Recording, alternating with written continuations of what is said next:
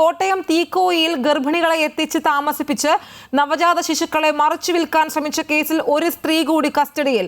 യുവതികളെ എത്തിക്കുന്നതിൽ ഇടനിലക്കാരിയായ കൊല്ലം സ്വദേശിനി അനീന എന്ന യുവതിയാണ് പോലീസ് കസ്റ്റഡിയിൽ ആയിട്ടുള്ളത്. ഇവരെ വിശദമായി ചോദ്യം ചെയ്തതിൽ നിന്നും കൂടുതൽ വ്യക്തത ഈ കേസിൽ വരുമെന്ന പ്രതീക്ഷയിലാണ് പോലീസ്. വിശദാംശങ്ങളുമായി പ്രശാന്ത് ജോസഫ് ചേരുകയാണ്. പ്രശാന്ത്, കഴിഞ്ഞ ദിവസമാണ് നാടിനെ നടുക്കിയ ഇത്തരത്തിലൊരു വാർത്ത കോട്ടയത്ത് നിന്ന് പുറത്തു വരുന്നത്. ഇപ്പോൾ ഈ ഒരു കേസിൽ ഒരു സ്ത്രീ കൂടി കസ്റ്റഡിയിലായിരിക്കുകയാണ്. ഇവർ എവിടെ നിന്നുള്ള സ്വദേശിനിയാണ്? എന്താണ് മറ്റു വിശദാംശങ്ങൾ? ഐശ്വര്യ, കൊല്ലം സ്വദേശിനിയായ അനീന എന്ന യുവതിയെയാണ് പോലീസ് കസ്റ്റഡിയിലെടുത്തിരിക്കുന്നതെന്നാണ് പോലീസ് നമുക്ക് നൽകുന്ന വിവരം. ഇന്നലെ രാത്രിയാണ് ഇവരെ കസ്റ്റഡിയിലെടുത്തത്. യുവതികളെ, ഇതര സംസ്ഥാനത്തു നിന്നുള്ള യുവതികളെ ഇവിടെ എത്തിക്കുന്നതിൽ ഇവർ ഇടനിലക്കാരിയായി പ്രവർത്തിച്ചു എന്നുള്ള സൂചനയാണ് പോലീസ് നൽകുന്നത്. ഏതായാലും ഇവരെ കസ്റ്റഡിയിലെടുത്ത് ചോദ്യം ചെയ്തു വരികയാണ്. അറസ്റ്റിലേക്കും മറ്റുമുള്ള കാര്യങ്ങൾ പിന്നാലെയാവും ഉണ്ടാവുക എന്നാണ് മനസ്സിലാകുന്നത്. ഏതായാലും ഈ അനീനയെ ചോദ്യം ചെയ്യുന്നതിൽ നിന്നും ലഭിക്കുന്ന വിവരങ്ങളുടെ അടിസ്ഥാനത്തിൽ ഇന്ന് പ്രതികളെ കസ്റ്റഡിയിൽ വാങ്ങി കൂടുതൽ ചോദ്യം ചെയ്യുക എന്നുള്ളതാണ് പോലീസ് ലക്ഷ്യമിടുന്നത്. ഈ രണ്ട് കൂട്ടരെയും ചോദ്യം ചെയ്യുന്നതിലൂടെ ഈ കേസിലേക്ക് കൂടുതൽ കടന്നു ചെല്ലാൻ കഴിയുമെന്നുള്ള ഒരു പ്രതീക്ഷ തന്നെയാണ് പോലീസിനുള്ളത്. ഇന്നലെ രണ്ടുപേരെയായിരുന്നു പോലീസ് അറസ്റ്റ് ചെയ്തിരുന്നത്. ഒന്ന് തമിഴ്നാട്ടിലെ തിരുനെൽവേലി സ്വദേശിയായ മൂപ്പിലി രാജ എന്നറിയപ്പെടുന്ന രാജ, അതേപോലെ തന്നെ വാഗമൺ പുള്ളിക്കാനം സ്വദേശിയായ അർജുൻ.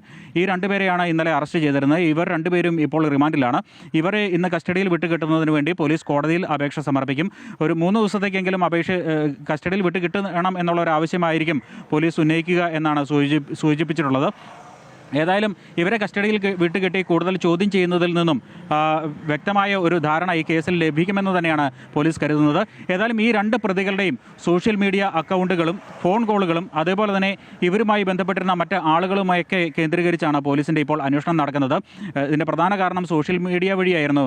ഇൻസ്റ്റഗ്രാം അക്കൗണ്ട് വഴിയാണ് ഈ പരാതിക്കാരിയായ അസംകാരി ഈ പ്രതികളുമായി ബന്ധപ്പെടുന്നത്. ഇൻസ്റ്റഗ്രാമിലെ ഒരു പേജിലൂടെ ഇവരുമായി ബന്ധപ്പെട്ടാണ് ഇവർ കോയമ്പത്തൂരിൽ നിന്നും കോട്ടയത്തേക്ക് എത്തിച്ചേരുന്നത്. കാർത്തിക് എന്ന ഒരാളാണ് ഈ യുവതിയെ കോൺടാക്റ്റ് ചെയ്തത്. ഇവർക്ക് ട്രെയിൻ ടിക്കറ്റും അതേപോലെ ബസ് ചാർജിനുള്ള കാശുമൊക്കെ ഈ കാർത്തിക് എന്ന് പറയുന്ന ഒരാളാണ് അയച്ചു നൽകിയിരുന്നത്. ഈ പ്രതികൾ ഈ യുവതിയെ കോട്ടയം തീക്കോയി പഞ്ചായത്തിലുള്ള ഞണ്ടുകല്ല് എന്ന് പറയുന്ന സ്ഥലത്ത് ഒരു വാടക വീട്ടിൽ താമസിപ്പിച്ചിരിക്കുകയായിരുന്നു. ഈ യുവതി ഇവിടെ എത്തുമ്പോൾ മറ്റ് 2 സ്ത്രീകൾ കൂടി ഇവിടെ ഉണ്ടായിരുന്നു. അതിലൊരാളുടെ അവർ രണ്ടുപേരും ഗർഭിണികളായിരുന്നു. അതിലൊരു സ്ത്രീയുടെ കഴിഞ്ഞ ദിവസം സ്കാനിങ് നടത്തിയപ്പോൾ കുഞ്ഞിന് എന്തോ പ്രശ്നമുണ്ടെന്ന് കണ്ട് ഈ സ്ത്രീയെ മടക്കി അയച്ചു എന്നാണ് ഈ പരാതിക്കാരിയായ അസംകാരി വെളിപ്പെടുത്തിയിട്ടുള്ളത്. എന്നാൽ മറ്റൊരു സ്ത്രീയുടെ കാര്യം എന്തെന്നുള്ളത് ഇനിയും പുറത്തു വരേണ്ടതുണ്ട്. പോലീസ് ഇതെല്ലാം സംബന്ധിച്ച് വിശദമായി അന്വേഷണം നടത്തി വരികയാണ്. ഏതായാലും ഈ പ്രതികളുടെ സോഷ്യൽ മീഡിയ അക്കൗണ്ടുകൾ അതേതായാലും വ്യാജ അക്കൗണ്ടുകളായിരിക്കുമെന്ന് തന്നെയാണ് കരുതുന്നത്. അക്കൗണ്ടുകൾ കേന്ദ്രീകരിച്ചാണ് പോലീസിൻ്റെ അന്വേഷണം നടക്കുന്നത്. ഈ യുവതി, അസംകരിയായ യുവതിയുമായി പ്രതികൾ നടത്തിയ ചാറ്റ്, അതിൻ്റെ വിശദാംശങ്ങളും പോലീസിന് ലഭിച്ചിട്ടുണ്ട്. അത് ഈ യുവതിയുടെ ഫോണിൽ തന്നെ ഉണ്ടായിരുന്നു. യുവതിയുമായി എത്തിയാണ് പോലീസ് ഈ വാടക വീട്ടിൽ നിന്നും ഈ യുവതിയുടെ ഫോണും മറ്റു രേഖകളും ഒക്കെ കണ്ടെടുത്തത്.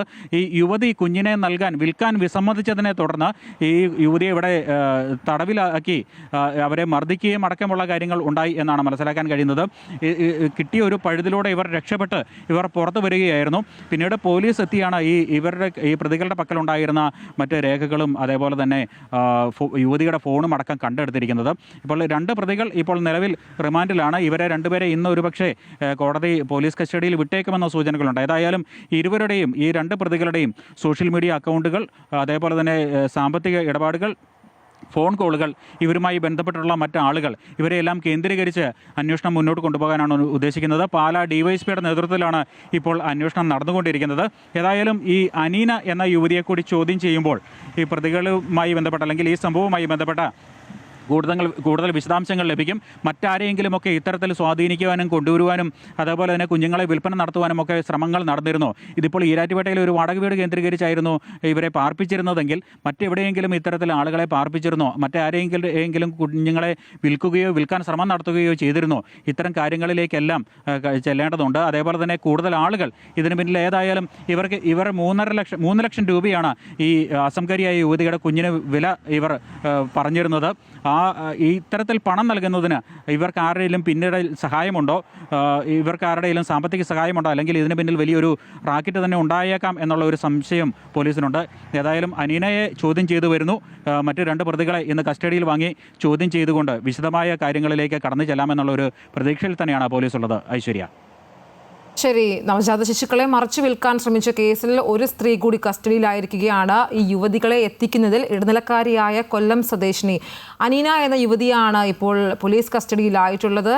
ഇവരെ വിശദമായി ചോദ്യം ചെയ്യുന്നതിലൂടെ കേസിൽ നിർണായക തെളിവുകൾ ലഭിക്കും എന്ന പ്രതീക്ഷയിലാണ് പോലീസ്. വിശദാംശങ്ങൾ നൽകുകയായിരുന്നു പ്രശാന്ത് ജോസഫ്.